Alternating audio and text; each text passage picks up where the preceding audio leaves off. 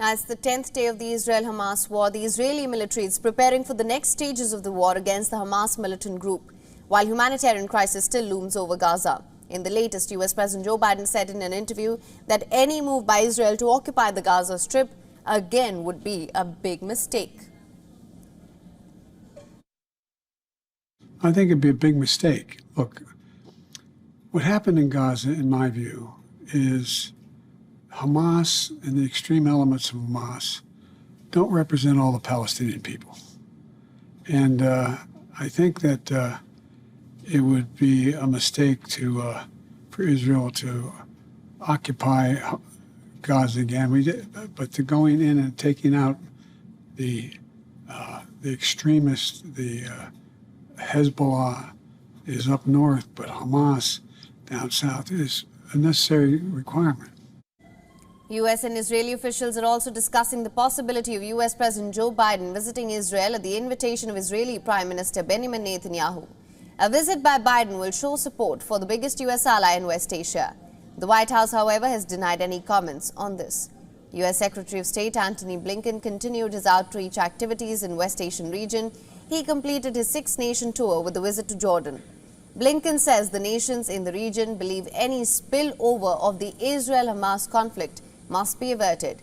Blinken, after his meeting with Egyptian President Abdel Fattah al-Sisi, said, and I'm quoting here, Rafah crossing will be reopened. We're putting in place with the United Nations, Egypt, Israel, with others, a mechanism by which to get the assistance in, to get it to people who need it.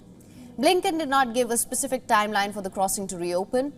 This, while Palestinian President Mahmoud Abbas said that the policies and actions of Hamas do not represent the Palestinian people.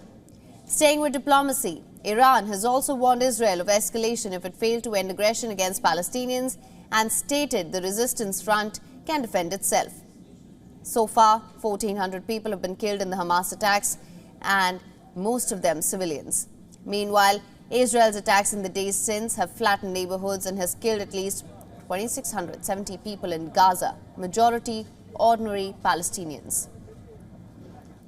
Meanwhile, the Israeli military said on Sunday that it had confirmed 155 people had been held hostage by Hamas since the Palestinian militant group staged its deadly attack last week.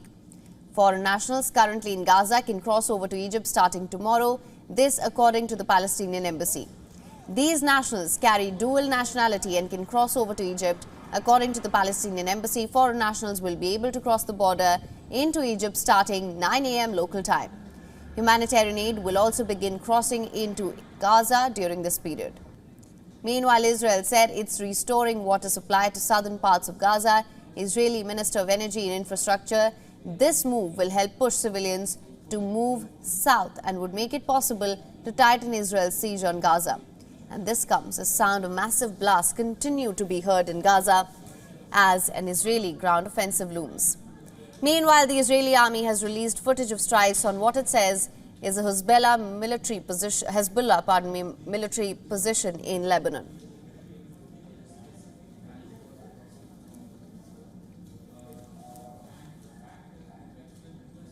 WION is now available in your country. Download the app now. Get all the news on the move.